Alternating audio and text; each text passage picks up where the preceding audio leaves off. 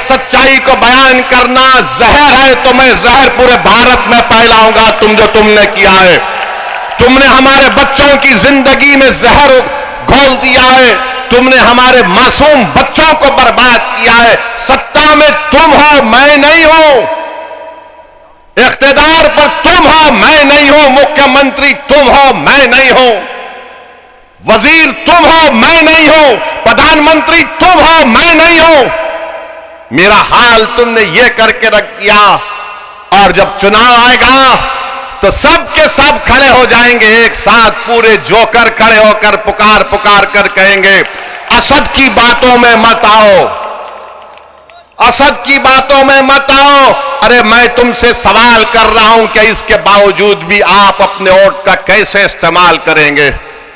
बताओ अशोक गहलोत, बताओ सचिन पायलट, बताओ कांग्रेस का बाजा बजाने वाले मुनाफिकीन जो मुझ पर इल्जाम लगाते हैं, बताओ कौन जिम्मेदार है इसका?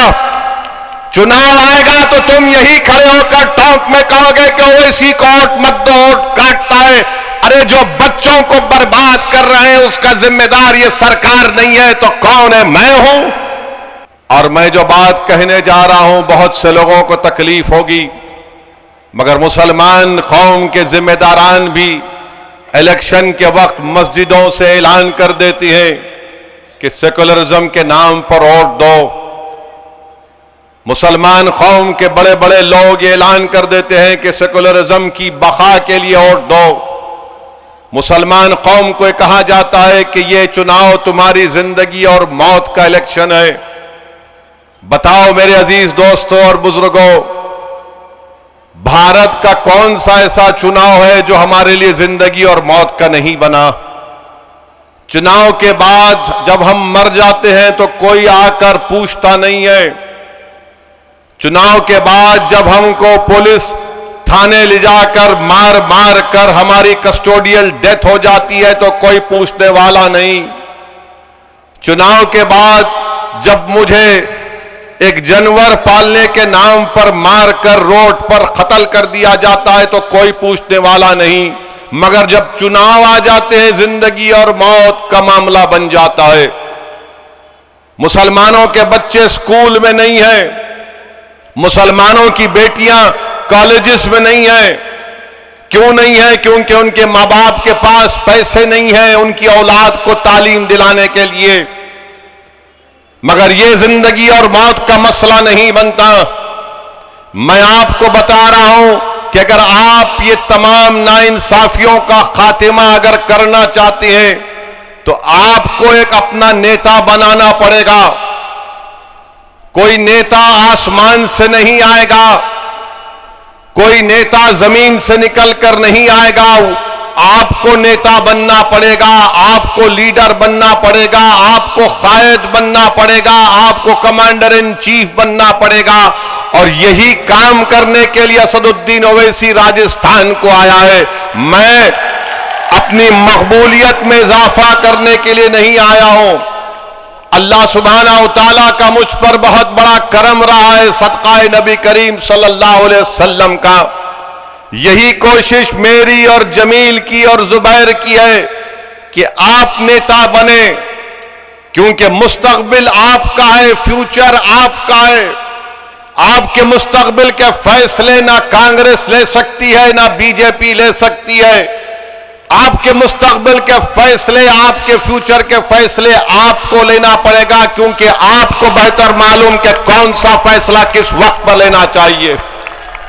मगर आप देखते हैं कि जब चुनाव आता है तो सब एक ही अल्फाज में एक ही गाना शुरू कर देते हैं कि क्या गाना होता है? सेकुलरिज्म को बचाओ, जिंदगी और मौत का मामला है। तो बताओ अगर ये बात सच है तो फिर क्या राजस्थान में जो मैं आपके सामने डेटा दे रहा हूं, आदादे शुमार दे रहा हूं, बताओ इसका जिम्मेदार कौन है? आज राजस्थान में मुसलमान जो नेशनल फैमिली हेल्थ सर्वे है 2019 और 20 का, यह कहता है कि सबसे ज्यादा अगर मेल नरिश चिल्ड्रन है, बच्चे हैं, उसका मतलब यह है कि ग़िज़ायात की कमी अगर सबसे ज्यादा है तो मुसलमान है। कौन है इसका जिम्मेदार? जो लोग ओवैसी पर इल्जाम लगाते हैं कि ओवैसी चुनाव लड़ता है तो वोट काटने के लिए लड़ता है। अगर बताओ ये राजस्थान में जो बच्चे ग़िज़ा की कमी से तड़प तड़प कर मर रहे हैं उसका जिम्मेदार ओवैसी है या आप हैं? बताओ। नहीं, ये थालियां मारने के लिए मैं नहीं कह रहा हूं, मैं इसलिए कह रहा हूं कि ताकि आप जब यहां से उठकर अपने घर को जाएंगे तो कुछ सोच और फिक्र लेकर जाएं। जब मैं अपना भाषण खत्म करूंगा तो आपको मैं मजबूर करूंगा कि मैंने जो बातें यहां पर कह रहा हूं कि आपके दिल तक पहुंचे, आपके दिमाग तक पहुंचे, आपके घर तक पहुंचे, आपकी मां तक पहुंचे, आपके दोस्तों तक पहुंचे। और मैं चाहता हूं कि मैं जो कुछ कह रहा हूं ये बातें सचिन पायलट और अशोक गहलोत को और बीजेपी के मोदी और आरएसएस के लोगों तक भी पहुंचे। मेरे अजीज दोस्तों, आज राजस्थान में 5 साल से कम उम्र अगर कोई अंडरवेट बच्चे हैं जिनका वजन कम है तो 28% पूरे प्रदेश का है। मुसलमानों का कितना है? 32%। 32% मुसलमानों के 5 साल से कम उम्र की औलाद वजन कम है। सबसे ज्यादा ये मुसलमानों का, इसका जिम्मेदार मैं हूं। हुकूमत आपकी, इख्तिदार आपका, वजीर आपका, सब चीज आपका, और वोट आप देकर इनको नेता बनाते हैं और वो आपके बच्चों को इस तरह का हाल करके रख दिए। मैं राजस्थान की आवाम से, राजस्थान की जनता से कह रहा हूं, आपको ओवैसी पसंद नहीं होगा, पसंद मत करिए, मैं आपके पसंद का मोहताज कभी नहीं रहूंगा। मगर मैं जो सच्चाई को बयान कर रहा हूं वो तुमको इस पर सोचकर बताना पड़ेगा कि हमारे वोट से, मुसलमानों के वोट से तुमको तख्त और ताज मिला, मगर तुमने हमारे 5 साल के बच्चों को किस तरह का, किस हाल में पहुंचा दिया। यही नेशनल फैमिली हेल्थ सर्वे का कहता है कि वेस्टेड बच्चे होते हैं। यानी अगर किसी बच्चे की हाइट इतनी है तो उसका उतना वजन होना चाहिए। तो पूरे राजस्थान में 16% बच्चे वेस्टेड हैं। मुसलमान कितने हैं? 20% हैं। मुसलमान 20% हैं। कौन जिम्मेदार है इसका? बताओ अशोक गहलोत, बताओ सचिन पायलट, बताओ कांग्रेस का बाजा बजाने वाले मुनाफिकीन जो मुझ पर इल्जाम लगाते हैं, बताओ कौन जिम्मेदार है इसका? चुनाव आएगा तो तुम यही खड़े होकर टॉप में कहोगे कि ओवैसी को वोट मत दो, वोट काटता है। अरे जो बच्चों को बर्बाद कर रहे हैं उसका जिम्मेदार ये सरकार नहीं है तो कौन है? मैं हूं। और फिर यही आप देखेंगे कि स्टंटेड बच्चे, यानी जो बच्चे ठिठर जाते, उर्दू में कहते कोता, पूरे राजस्थान में 31% स्टंटेड बच्चे हैं और मुसलमानों में 35% हैं। 35% मुसलमानों के बच्चे हैं। आपके घर में आपका भाई होगा, आपकी बहन होगी, आपके औलाद होगी। बताओ ये आपके लिए ये मामला क्या है? फिर पूरे राजस्थान में खून की कमी, एनीमिया, खून की बीमारी होती है जिससे ऑक्सीजन लेने में कमी होती है। यानी 6 महीने से 60 महीने के दरमियान में पूरे राजस्थान में करीब 60% ऐसे बच्चों को एनीमिया की बीमारी है। मुसलमान कितने हैं? 68.7%। 68.7% है। और जब चुनाव आएगा तो बोलेंगे ये ओवैसी आया है, भड़काऊ भाषण देता है। अरे मैं भड़काऊ भाषण देने का इल्जाम तुम मुझ पर इसलिए लगाते हो क्योंकि मैं तुमको आईना दिखाता हूं, तुम्हारी बर्बादी की दास्तान गरीबों में बयान करता हूं। ये आपका हाल राजस्थान में करके रख दिए मेरे अजीज दोस्तों और बुजुर्गों।